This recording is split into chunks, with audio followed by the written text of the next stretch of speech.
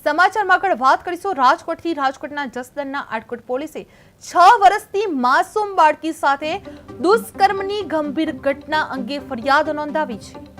પ્રાંતીય મજૂર પરિવારના વિસ્તારમાં જ્યારે બાળકી વાડીમાં એકલી રમતી હતી ત્યારે અજાણ્યા નરાધામ પાપીએ દુષ્કર્મ ગુજાર્યું છે અને સંતોષ ન થતા ગુપ્ત અંગમાં લોખંડની સળિયા જેવી વસ્તુ ઘુસાડી દીધી છે, જે બાળકીને સારવાર માટે રાજકોટની જનના હોસ્પિટલ લઈ જવાયા હતા। આટકોટ પોલીસે તુરંત તપાસ શરૂ કરવામાં આવી હતી, જે શંકાસ્પદ લોકોને પકડ્યા હતા અને પૂછપરછ હાથ ધરવામાં આવી હતી। હાલ આરોપીની ધરપકડ થઈ અને રાજકોટ રૂરલ એસપી વિજયસિંહ ગ્રોજર દ્વારા કાર્યવાહી હાથ ધરવામાં આવી છે।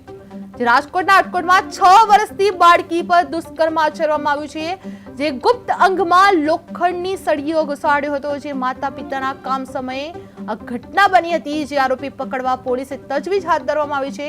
બાળકીને રાજકોટ હોસ્પિટલ ખાતે સારવાર હેઠળ લઈ જવામાં આવી છે।